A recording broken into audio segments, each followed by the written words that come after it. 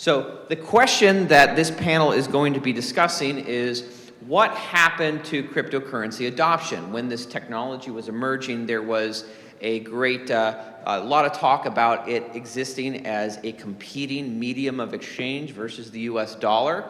And there was a fair amount of cryptocurrency adoption at various points with a lot of businesses, particularly in New Hampshire, accepting Bitcoin in particular for payment and services. But these days, even as the value for Bitcoin in particular and other cryptocurrencies in general, that value has increased seemingly largely based on its functionality as a store of value and also to some degree as a speculative asset for future value. At the same time, we don't necessarily see, to the degree that perhaps some folks early on had hoped, that crypto adoption as a medium of exchange with businesses and regular market transactions. So the question is, what happened to crypto adoption? Is this a feature or a bug? Should it be something that we're worried about? Or is the situation that we're in right now perfectly fine? So I think I will just have the first person to speak to that be who we just heard from, Bruce Fenton. So Bruce, you can speak first, and we'll go down the line, and we'll have a nice back and forth. Thank you.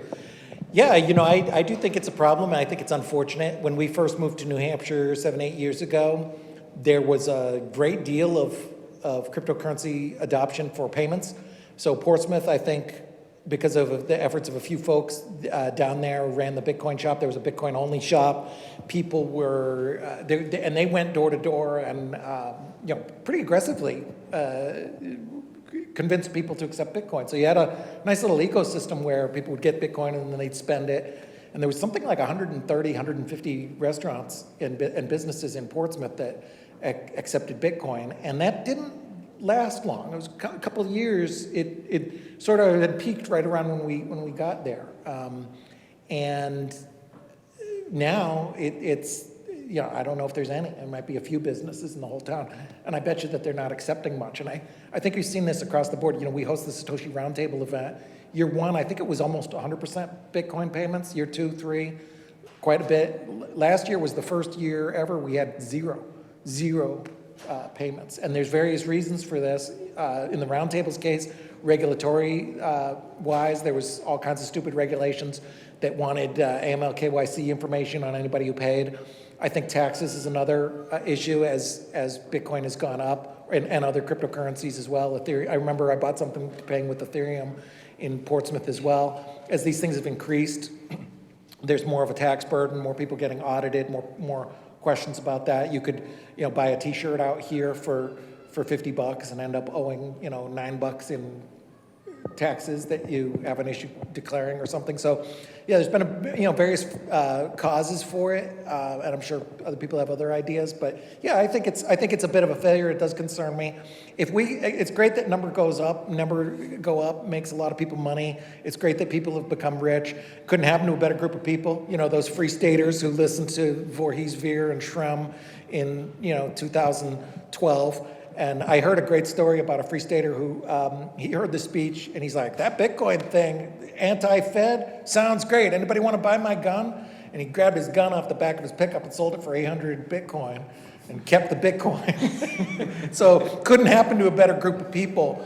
But if all it does is make a small handful of people wealthy, or even a large handful of cool people wealthy, that's not the full vision. We need to stamp out this evil fiat system and make a better system and a better money system for the world. So hopefully that will happen, but we're going to need to change it. And one of the things I think would be good is having it used as money more. Awesome. So I'm hearing a lot of government obstacles, taxes, and regulatory burdens. And shocking. Yeah. What's that? Shocking, huh? Yeah. Who would think government would be in the way? Well, they just want what's best for us. Joelle, this question, this panel was your idea, sir, but you have some thoughts. What would you like to add to this? Yeah, so I'm going to do the unfortunate thing of starting super blunt and getting nuanced later. So take that in mind. To be perfectly honest, people started using crypto in the early days, and it's difficult to do anything radically new, et cetera, but people had a big impetus of this is freedom money. We can end the Fed, things like that.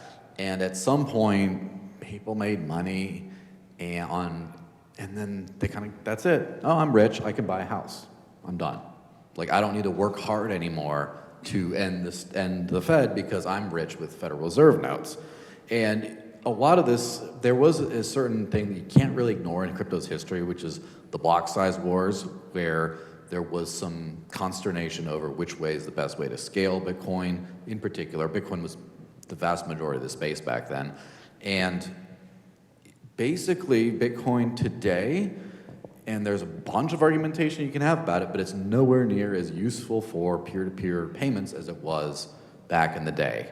And a lot of people, because the price went up, that's fine, we got rich, and we keep with it, and therefore are still using fiat currency for all their payments and all their daily lives, are still doing the exact same thing, but made a lot of money off of it. And I do think the made a lot of money stuff, as pointed out earlier, is a good thing, right? You have freedom-loving people that got rich, and there's nothing wrong with that. And then after that, when people who said, I would rather use this as money, but I'm getting rich not doing it, so I'm just gonna chill. After that, you had a lot of people proposing alternative cryptocurrency solutions, and a lot of that, there was a lot of tribalism and infighting there. And also, you had people, from also a lot of the Bitcoin side saying, no, that's not worth it. I don't care if I'm not able to use this to live without fiat currency. You shouldn't use that to live without fiat currency, because my tool's better than yours. And honestly, let's be super frank, they were financially rewarded for doing so, because the more people have Bitcoin over time, the price went up, and they did very well for themselves, and that's great. And we're so advanced in the crypto world today, but also kind of at square one. And I do think we do have to take a hard look at what got us here to begin with, and kind of revisit that and readdress the problems that we never got around to solving. And so, like, for example, the downtown Portsmouth scene, I believe it was around like 30 merchants at its peak or something like that. It's 1 to 3, somewhere in there. I still go to those ones that are still there, and it's me and I can count on my head, I ask the owners of the business, oh yeah, who's there? Well, oh, is Caleb there? Oh yeah, he comes there often. And there's just a couple of people that are maintaining it. I mean, who here has spent crypto at a in-person business in New Hampshire in the last month? Good. 2 of us. Yeah. Two of us, one panelist. I will note that the Free State Project does now Yes. accept cryptocurrency for ticket sales and also donations. Anyway. Yes, which and a couple a year or so ago, that wasn't even the case. I have been doing my best. I'm glad you guys got on board and you fixed did help that. with that, and I appreciate that. In 2016 and 17, the FSP did accept crypto for everything, and then just didn't for a few years. And obviously, that was different people involved at a different time, but that's a little sad, I guess. So, not to sound too much of a downer, because I do think the state of cryptocurrency as a technology is the best it's ever been today. Capitalization, meaning the money in it, is the best it's ever been today. It's easier than ever before to actually live entirely off of crypto. Again, I know because I've been doing it for coming up on 10 years. Eric can talk a little bit more about that too. It's easier than it's ever been. A lot of things are going really well. And I guess that's what makes me feel more comfortable talking publicly about the places we need to do better.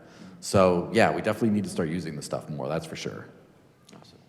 Aaron, what are some thoughts that you have on what happened to crypto adoption? Well, 13 years ago at Liberty Forum, I heard a really compelling speech. In fact, I think you were there, you referenced it. Roger Ver, Charlie Shrem, and others. But in particular, Roger Ver gave a speech about how Bitcoin could be a peer-to-peer digital cash system that could replace fiat, that could stop central banks, could stop war and violence all over the world. And he introduced everybody to this. He was the first investor in the ecosystem, first person to, actually he was really the first investor, invested in the first exchanges, the first point-of-sale systems. And I wish he were here today, but he's not. He's facing 109 years in prison, and he's been stuck in Spain for 362 days. So I'm doing a fast, just a little sidetrack. I'm on day 26 of a 40-day fast to raise awareness to this. Roger was targeted, like many, under Biden's Executive Order 14067, which authorized the US government to both pursue a CBDC and also crack down on crypto. So everything that you've experienced with exchanges and the SEC and debanking, all of that stems from Biden's executive order, and Roger is probably the most egregious example of that crypto lawfare. Why that's important is I would argue he is the single most effective and important person at spreading the idea of crypto adoption and for crypto being used as an alternative to fiat currencies. 3 weeks before being arrested in Spain and thrown in the same prison as fellow friend and libertarian John McAfee, he published a book called Hijacking Bitcoin. This is a very important reason why crypto adoption has stalled. Bitcoin, as Roger discussed in 2012, was supposed to be something used for payments. Between 2015 and 2017, by the way, he wrote a book, Hijacking Bitcoin. I recommend you check it out. It was essentially hijacked, and this narrative shifted from Bitcoin as peer-to-peer digital cash to digital gold. And so what that's done is completely deflected people's attention and energy, and now people don't think about it as something that you would use as payments. My wife and I go around the country giving talks and workshops, teaching people about the threats of CBDCs and how to use crypto as an alternative. And outside of our community, nobody's heard of the idea that Bitcoin could be used for payments. Nobody understands that in 2017, Overstock.com, Expedia, Microsoft, Steam, certain Subway sandwich shops were taking Bitcoin as cash. Most people don't know that history. It's gone. More people have heard of Sam Bankman-Fried than Satoshi Nakamoto. So this information just simply hasn't gotten out there. So the people that were the most effective, and I want to add Ian Freeman to that list, at spreading cryptocurrency as peer-to-peer cash are either in prison or facing prison sentences, and everybody else is distracted by this store of value narrative, which was hijacked. Let's go to Matt. Matt, now you get to see this from a different perspective, kind of working with crypto within the real estate context. What are you seeing for adoption of this technology within real estate marketplaces? So when I started Ledgeview Commercial in 2014 to manage apartments, mainly in Manchester, we started accepting Bitcoin immediately for rental payments. And it was nice. We had several people pay. As time went on, more cryptos became available. More people started using different tokens, different coins. And I started to view it as sort of a bartering system, right? Instead of chickens and cows, we're now bartering for bits and bytes, and we're just calling it different things. And I'm finding that it's becoming confusing for people to use these different technologies. There's different words that are being used that they don't understand. And say I accept Bitcoin, but you have Bitcoin Cash, right?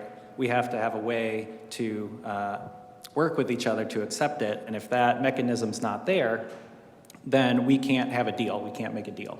Stablecoins come into the picture, which sort of helps facilitate that. But then again, there's the problem. What chain are you on to have that stable token? So if you don't have Ethereum and I have Base or Matic or Polygon, whatever it's called now, right, then again, we can't make a deal. So it's become very complicated over the years for regular individuals who aren't tech savvy to figure it out. And believe it or not, right, we're still early adopters, even though we've been in this technology for so long. So for all of these people getting into it now, right, it's got to be easier. We don't have that one killer app yet, right? So nobody really knows how to use or to explain how email works from start to finish, but we all use it. We don't have to know how Bitcoin works from start to finish, but we have to know how to use it, right? And if you have an easier app, then more people are gonna get into it and adopt it. So to summarize some of the things that I've heard so far, so I'm hearing barriers including, obvious government, clear government barriers to to using Bitcoin and crypto as an actual medium of exchange, taxes and yeah, all sorts of regulations, know your customer regulations. I'm hearing from Joel a certain degree of people aren't as hungry for adoption anymore because they've already gotten a lot out of the system and they're just not as hungry to push it because they're satisfied. People have gotten wealthy off of it already, and maybe they just don't have that fire in them to push as much anymore. Hearing from Aaron, things that I've heard.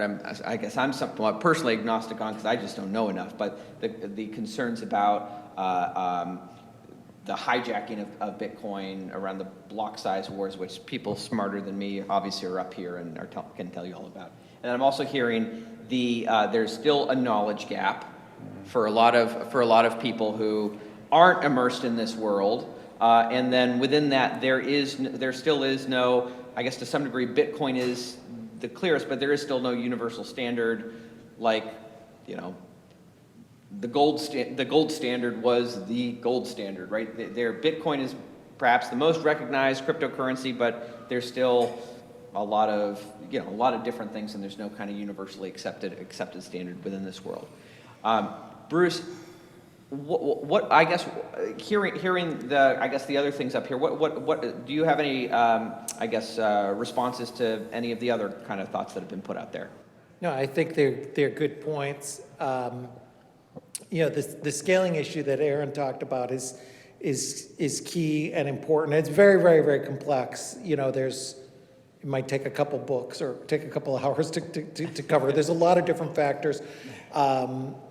Personalities and egos and a million other things. There was some of the wrong people doing the right things and the right people doing the wrong things, and almost like a psyop. Like if you wanted to mess with Bitcoin, that would be how you do it. You give a really good opinion to a crazy person and a bad opinion to somebody who's respected or whatever. But you had different factors like companies being involved. I mean, there was a lot of companies were originally on the side of Roger Ver, and that it can be a bad precedent because one thing I worry about now is having, as more of these companies own more and more Bitcoin, they think they know what they're doing.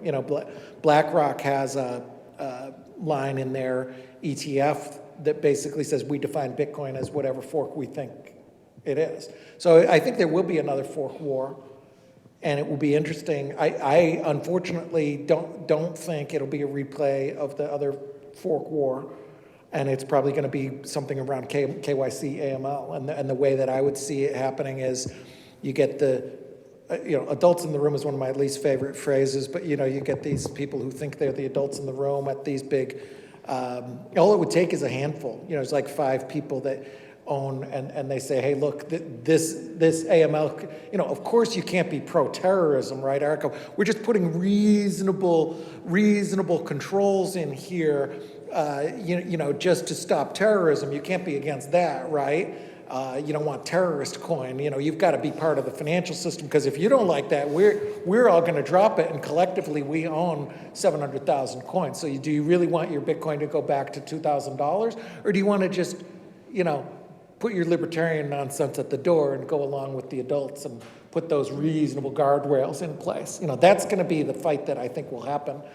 And we don't want the corporations to have power in that case. But so it could have set a bad precedent if corporations can kind of boss around devs or influence forks. But there's the challenge is that we kind of lost it with the scaling, and that, like Aaron said, people just kind of forgot about it and stopped talking about it, and that's really unfortunate. I mean, digital gold's great, making money's great, but I came here to change the world, man. Yeah. Anyone else like to hop in? Aaron? Well, yeah, I would like to say that it's actually critical that we start using cryptocurrency as an alternative, because what we didn't have in 2009 when all of this started was the threat of CBDCs. And this is a real threat. You currently have 134 countries representing 98% of the global GDP at various phases of rolling out CBDCs. The EU is planning on rolling out their CBDC in October of this year. And now Trump and others are saying, well, we're not doing a CBDC, which is unfortunate because instead what they're pushing are stablecoins. And stablecoins are backdoor CBDCs. I encourage you to read or at least look at the summary of the stable bill in the House and the genius bill in the Senate, or it's the other way around. These bills will impose KYC, AML, and regulations that basically make it so that the only entities that can issue stablecoins are large regulated financial institutions. So it doesn't matter at the end of the day whether Jerome Powell is pushing your digital token or whether it's Jamie Dimon from JP Morgan. It's the same thing in terms of programmability and control. So the important thing moving forward, knowing what's going on with these CBDCs and stablecoins, is we need to focus on privacy and to start using privacy coins. And actually, I encourage you, I'm co-sponsoring a tent at PorcFest with Moneratopia, and for an entire week, we're going to be teaching people how to use a variety of privacy coins. It's not just one or the other, but I'm going to be talking a little bit about Zano, and I will be launching a point-of-sale system, which I didn't think that I would have to build. I've been searching for one for the last year and a half. Unfortunately, all of the point-of-sale systems that are reasonably decent are exiting the privacy coin game. And one other quick thing about adoption, the main point-of-sale vendor here in New Hampshire, AnyPay, was chased out as part of this raid against Ian Freeman by the FBI. So just as one other data point on this. Yeah, I mean, what I think, so I deal with a lot of different vendors, different areas in real estate, property management, plumbers, electricians, roofers, whatever it is. I reach out to all of them when we set them up in our system and say, how do you want to be paid, right? I can pay you by cash, ACH, check. I can pay you in Bitcoin. I can pay you in gold, right? So I broach that topic with all of my vendors to see what they say. And most of them, they're like, yeah, just ACH is fine.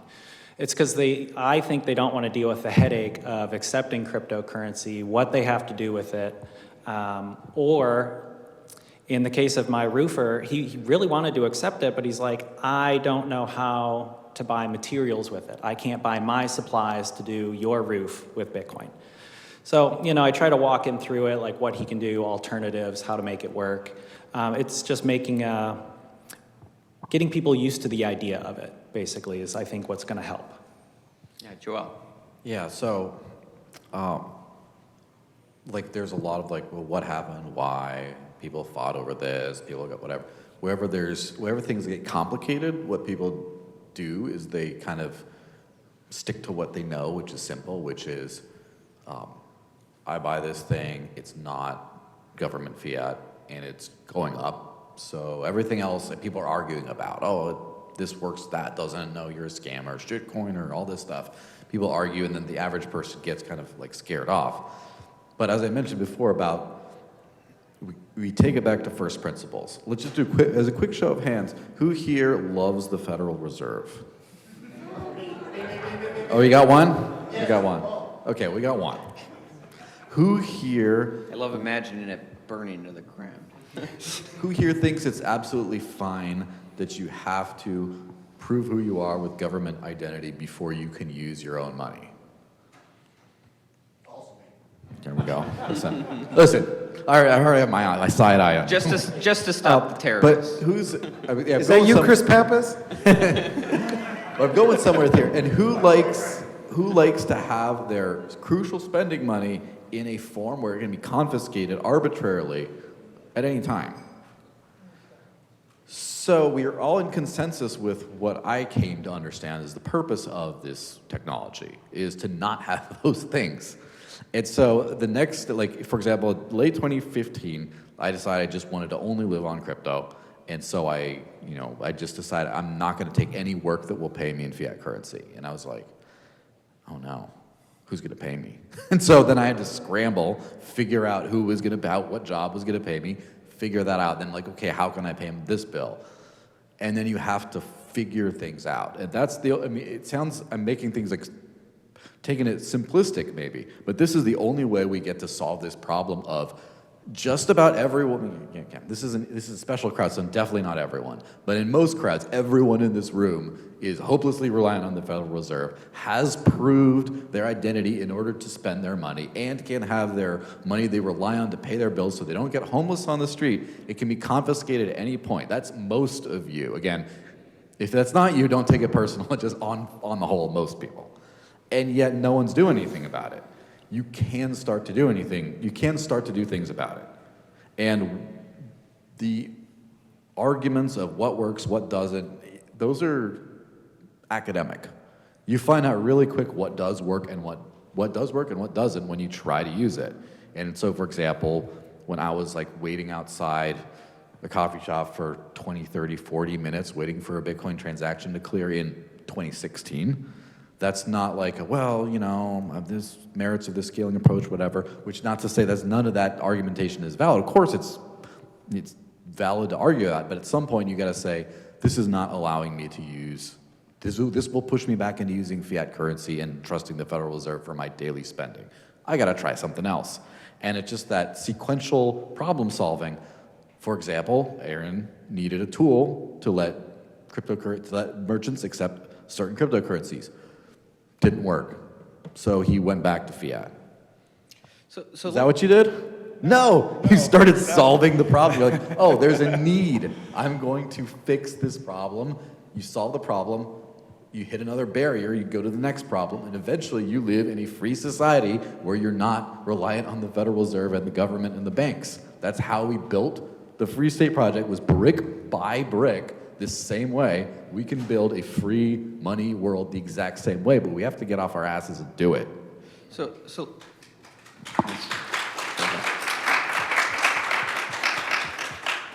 we only have a few minutes left, but of course, this conversation can continue outside this room and hopefully at PortFest and far beyond. I will say, I remember several years back, I had on a different podcast than I run right now, but a podcast of mine, Peter St. Onge, who, and I remember him talking about the Lightning Network as this, on top of the, pardon if I get the jargon wrong, I'm not an expert. I haven't been there to, I don't know, the Bitcoin conference. I don't know where been there, in digital space. I don't know what been there means in this context. Anyway, but as on top of the base layer is a way to clear transactions in a way that reduces the fees and doesn't have some of the same problems. But we haven't, but yet we haven't seen the adoption happen. Why have solutions like the Lightning Network not resolve these issues? And I want to throw that to Bruce and see if he'd have any thoughts there. Yeah, Lightning Network was sort of promised to be a big solution on this, and it just hasn't. This is super controversial in Bitcoin circles to say, but I don't think it's lived up to its promises. I wish it had. But it's a long time now. I mean, it's been like 6 years. People were saying like, oh, this is going to solve scaling. Everything's going to be great. And the only times I've done Lightning transactions is like, passing the Lightning torch or doing some sort of demo. Intuitively, the idea of opening these channels and stuff, I just don't think that's how money works. I think the better way is, more direct, peer-to-peer. Even custodians where you had like change tip back in the old days, or you have Coinbase or something where you're going from one Coinbase wallet to another that's off the chain. Even that is almost better than Lightning in some ways, and that'll be super controversial to say as well. But like, okay, show me merchants who are accepting Lightning. I mean, I think the proof is in the pudding. It just hasn't worked, and that's too bad. We spent a lot of effort and time, or the industry did, and now that opportunity is lost, and people aren't even focusing on it anymore. I think the fact that that's considered a controversial statement is kind of the problem.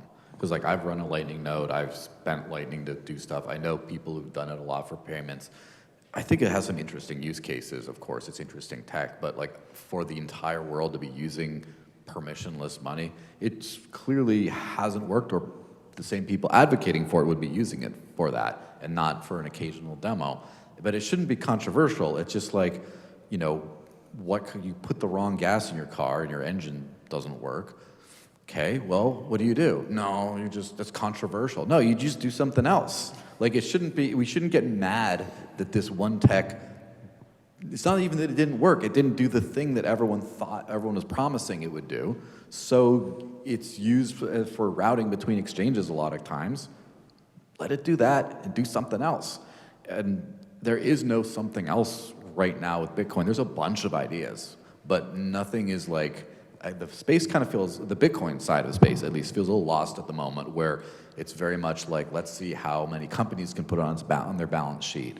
You know, it's doing very well financially, and, you know, things like that. The Jack Mallers is starting some new fund to compete with MicroStrategy, whatever. There's all this stuff, but like the actual use it for money thing seems to be kind of like given up. And in this vacuum is, you know, I wish it had gone to better things. It's largely gone to, the best thing it's gone to is Litecoin so far, as is the top payment option on BitPay and pretty high in a few other payment processors. But for the most part, what's won out has been fiat on crypto rails, i.e. stablecoins. That is the vast majority of payment options across. Bitrefill, which used to be a Bitcoin maximalist company, helped bootstrap a lot of Lightning Network payments. I've actually used them, paid Bitrefill for Lightning services to my node when I ran one. CoinGate, another big European processor, BitPay, things like that. Stablecoins are winning. And stablecoins are digital representations of fiat currency that have issuers. The fiat itself, of course, has an issue, but the stablecoins have a centralized company issuing them, the major ones do. And I think that's better than like banks, but not by a lot and not for long, and things could turn out bad quick. So largely because there's been this gap, this like kind of confusion, state of disarray of like, what are we going to use for our decentralized money to actually pay for things? Then the vacuum has been abhorred by nature, and nature has smitten us with stablecoins, proto-CBDCs. And it's not a huge problem yet, but it's going to be, and I do think we have to start to, again, start from first principles and be like, how can I use sound money in my daily life? So we're over on time, but I do want to make sure everyone gets an opportunity for a closing word. So we're going to do an ironically named lightning round. To start, Matt, just any closing thoughts you want to share, and we'll work our way down to Bruce. Start using it. Start talking with people about it. Get used to it. You know, spend $5, lose $5, right? So that way you know what's going on, and that help people do that, right? Because once you're more comfortable with something, you're going to continue using it, right? And then it's easier going forward. Aaron. I would say come to PorkFest, start learning about privacy coins, start adopting privacy coins, and then we have to have kind of a Manhattan Project to build easy-to-use tools, because this isn't a nice-to-have option. When we say stablecoins, what this means is our current fiat system is moving to a CBDC. So unless you want to get stuck with CBDCs, you need to start moving to privacy coins now. Joel. Fiat's a scam. Start living on crypto before it's too late. I'd be happy to help anyone, but don't have to ask someone else. If they don't know, ask someone else until you come back to someone like Aaron or myself. We'll help you. Bruce. Yeah, don't underestimate how bad of an idea KYC AML procedures are. It's a brand new and stupid idea. It's in our lifetime. It's in my career that, you know, when I started my career in finance, you could buy a stock over the phone with no driver's license. You know, we've been like, when they first did it, the old brokers were like, what are you talking about? What are you going to need? Driver's license to buy a tomato next? It was unheard of. And now in just one generation, we have an entire generation of young people who think that this is some sort of birthright of the government, that's the way that the economy needs to work. It's not. It's a very new and very stupid idea that's completely antithetical to freedom and everything we believe in. It belongs in the dustbin of history. Awesome. Let's give a round of applause to our panel.